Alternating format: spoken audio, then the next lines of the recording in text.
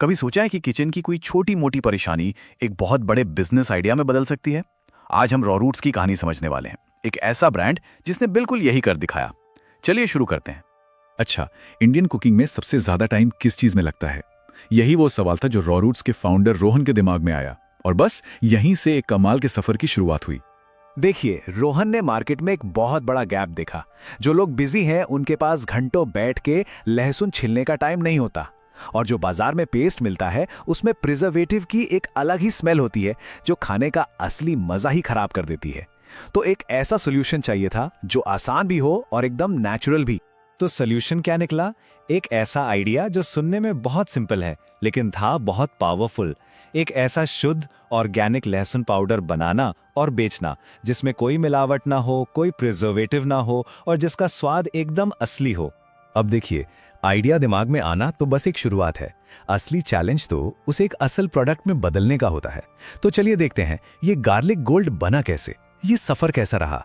एक बेहतरीन प्रोडक्ट की शुरुआत होती है बेहतरीन रॉ मटेरियल से। रोहन ने बड़े बड़े हाइब्रिड लहसुन की जगह छोटे लेकिन ज्यादा फ्लेवरफुल देसी लहसुन को चुना, क्योंकि स्वाद उससे तो कोई समझौता हो ही नहीं सकता था। और मजे की बात पता है क्या है? ये सब कुछ घर की किचन से शुरू हुआ। लहसुन को हाथ से छीलना, काटना और फिर छत पर धूप में सुखाना। ये इस बात का सबूत है कि एक बड़े आइडिया को शुरू करने के लिए किसी बड़ी फैक्ट्री की नहीं बल्कि सही सोच की जरूरत होती है। लेकिन हर कहानी में एक ट्विस्ट तो आता ही है। यहां पहली चुनौती थी नमी। पाउडर में नमी की वजह से पत्थर जैसी गांठें बन रही थीं। तो काफी रिसर्च के बाद एक स्मार्ट सॉल्यूशन मिला, air tight zip lock pouch और नमी सूखने वाले छोटे छोटे सैशे। Problem solved. और फिर आई एक शानदार tagline, no peeling just feeling, मतलब छीलना नहीं बस महसूस करना। कितनी सिंपल और कितनी पावरफुल बात है। ये टैगलाइन एक लाइन में ही पूरे प्रोडक्ट की कहानी बता देती है। इससे यह साबित होता है कि एक मजबूत ब्रांड बनाने के लिए बहुत सारे पैसों की जरूरत नहीं होती। कैनवा जैसे फ्री टूल्स का इस्तेमाल करके और अपनी सबसे बड़ी खूबी यानी 100% शुद्धता को हाईलाइट करके एक सिंपल लेकिन बहुत ही आकर्षक पहचान बनाई गई। तो प्रोडक्ट तैयार था, ब्रांडिंग हो चुकी थी, अब बारी थी इसे दुनिया के सामने लाने की। चलिए देखते हैं कि कैसे बिना ज्यादा खर्च किए एक डिजिटल दुकान बनाई गई।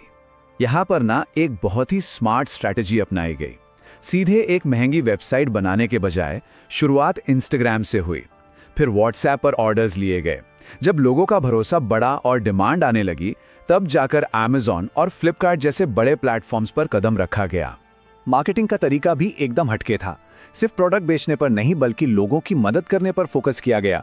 5 मिनट में गार्लिक ब्रेड कैसे बनाएं या मजेदार मैरिनेड कैसे तैयार करें, ऐसी रेसिपीज शेयर की गईं। इससे कस्टमर्स को लगा कि ये प्रोडक्ट वाकई उनकी लाइफ को आसान बना सकता है। अब जब एडवर्टाइजिंग का बजट ना हो तो क्रिएटिविटी ही काम आती है। छोटे छोटे फूड ब्लॉगर्स को फ्री सैंपल्स भेजे गए। जब उन्होंने ईमानदारी से इसकी तारीफ की तो लोगों का विश्वास बढ़ा और पहले कुछ ऑर्डर्स आने शुरू हो गए।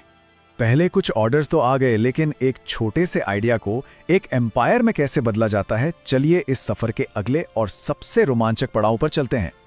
और देखते ही देखते कुछ गिने चुने ऑर्डर्स से ये बिजनेस हर दिन औसतन 50 ऑर्डर्स तक पहुंच गया। ये एक बहुत बड़ी कामयाबी थी।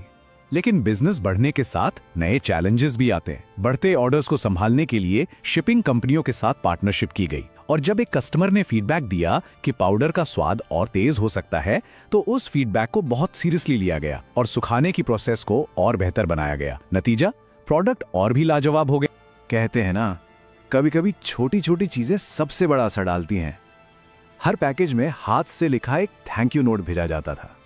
इस छोटे से पर्सनल टच ने कस्टमर्स के साथ एक ऐसा कनेक्शन बनाया जो सिर्फ खरीदने बेचने से कहीं ज्यादा गहरा था।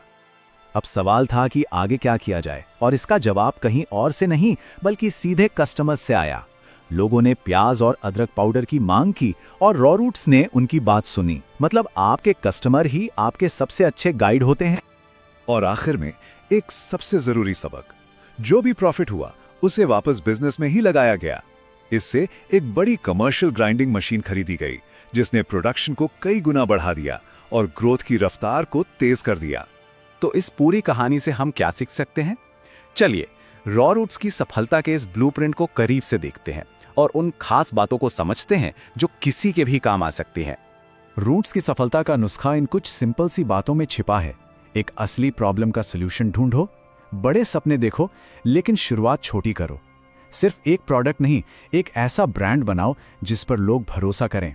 अपने कस्टमर्स की बात हमेशा सुनो, क्योंकि वही सही रास्ता दिखाते हैं। और हाँ, प्रॉफिट को वापस काम में लगाकर अपने बिजनेस को बड़ा बनाओ।